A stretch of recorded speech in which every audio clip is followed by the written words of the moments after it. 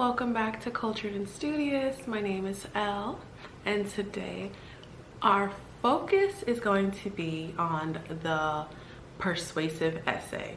Having the ability to plead your case, to analyze an argument. So I know specifically for the GED test, you are given two articles to compare. You are required to read both essays and see which one is the better supported article. And there's a lot of fear in that for people who haven't written an essay, formal writing, in years. It could be decades later. And you want me to write an argumentative essay? A lot of people don't even know where to start.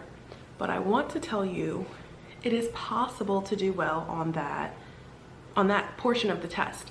You kind of just have to know what it is that they're looking for, and it will benefit you to take a peek at the rubric, right? Lo and behold, the rubric is available. You can see exactly what it is that they're gauging you on and your ability.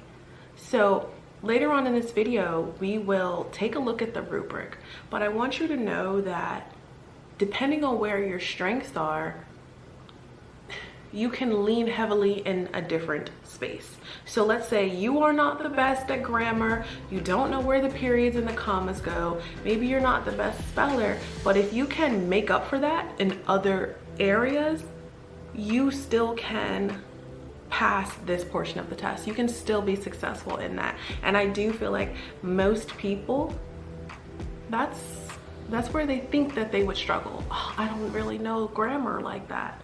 I'm not really the best speller. So if that is you, I definitely have some suggestions for you on, okay, so that's a weakness, but let's beef up the strengths, because what I will teach you will create a space for you to be successful, because you can get points on the rubric for other things besides your grammar. In my opinion, as long as you can clearly communicate a thought from A to Z to a stranger, who's the one who's reading your essay, you'll be just fine. Even if you missed a comma and a period here or there, maybe you didn't know which there you were supposed to use, but hopefully if you've watched enough of my content, you will be a little bit better in those spaces.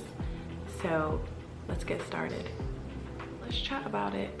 Contrasting opinions, two opposing ideas, different arguments. Those are all ways to say the same thing. When you are analyzing opposing arguments, there are certain things you want to look for. Someone is going to be for something, someone's going to be against something. It could be as simple as tattoos, having tattoos. One person might be saying, oh, it's just fine and dandy to have tattoos, it's 2023, have at it. The other argument might be explaining reasons why you should think before you get tatted, and it's a bad idea. So every time you have those opposing arguments, set yourself up from the get-go. Read the title, read who wrote the article. Are there levels of bias here? Sometimes you can tell that from the start when they tell you who wrote the article. So for example, if you're reading an article that was written by a tattoo shop owner, do you think there could be some bias in there? Do you think he's a truth teller 100% of the way? Or do you think he has something to gain for convincing people that ain't nothing wrong with tattoos? Yeah, in your mind, because you own a tattoo parlor, you want business, you want people to keep coming in and thinking it's okay. In comparison, if you read and find out who wrote the other article, maybe she was an HR specialist, and that person has more insight and is less biased to the matter at hand, to the topic at hand. So you have to look, or train your mind to look for bias. Who's impartial here? Whose judgment might be skewed? Who benefits from convincing me with their argument? Let's chat about it. All right, you guys, this right here, this piece of information is a game changer for everyone. Evaluating reasoning, when you learn to do this, it's the secret ingredient that will change your perception of taking these essay tests. when you have to read them, you have to recognize what you're looking at, and you have so much power. The ball is in your court. When you can look at this essay and quickly identify what is wrong with it and the author's perspective, you're golden. So I want to talk to you about the 4 different types of faulty reasoning that you may be presented with. The first one is jumping on the bandwagon. When the author jumps on the bandwagon, they basically describe something is true or acceptable only because it's popular. So it's basically when the speaker tries to convince the reader to accept their point of view, or they will miss out on something really good. This is the wave of the future. Be the first one on your block. We all believe this. Everyone else is doing it, but you. You need to get on the bandwagon and support what I believe in. That's faulty reasoning right there. That's an example of jumping on the bandwagon. And if the article or essay that you're looking at is jumping on the bandwagon, it's using faulty reasoning to try to get you to support it. The next type of faulty reasoning you might see is a personal attack. It occurs when, instead of addressing someone's argument, you just are attacking the person, an individual who is making the argument. So instead of addressing the issue, I'm just going to attack the individual. And when you can recognize that, you will realize that's faulty reasoning. This thing I'm reading right now is a personal attack against, let's say, the mayor, right? Let's say the article you're reading is an article that was submitted to a newspaper in favor of going green. And the whole thing was just about attacking the mayor personally. That's faulty reasoning. That's a personal attack. That is not how you properly represent your argument. That's not how you properly present your argument. The next type of faulty reasoning is the either or extreme. That assumes that there are only 2 possible choices, either this or this, when there's more choices available. So if the essay that you're reading is presenting, it's either going to be this one option or that one option. There's not usually just 2 solutions to a problem. So if your essay is only presenting 2 sides as the only options, it's an either or faulty reasoning. Something, for example, could sound like we can either stop using cars or destroy the earth. It's when the writer builds an argument on the assumption that there's only 2 possible outcomes. No, it's not real. It's faulty. It's incorrect. And when you can pick up on this, it's a game changer. The last one I want to talk to you about is a slippery slope type of faulty reasoning. That occurs when someone makes a claim about a series of events that would lead to one major event and is usually something bad. This one, just you kind of take off down a slippery slope and lead to doom. I promise you. It's like, it's this leads to this, leads to this, leads to that, like a chain result with no evidence. And it always ends in doom or something bad. The slippery slope involves an acceptance of a bunch of bad events without evidence and leads to something terrible, just to get you to believe in what they say. There's no facts, there's no evidence, there's nothing but somebody making a claim. So when you can identify these 4 types of faulty reasonings in an essay that is presented to you, you already know what you're looking at. This right here, this is a gem. Take notes. If you didn't, you need to now. The issue is in the title.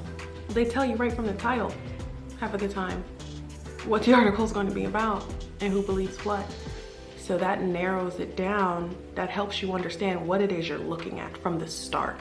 So when you're analyzing opposing arguments, you need to know who wrote the article and what they believed, and you need to read it well.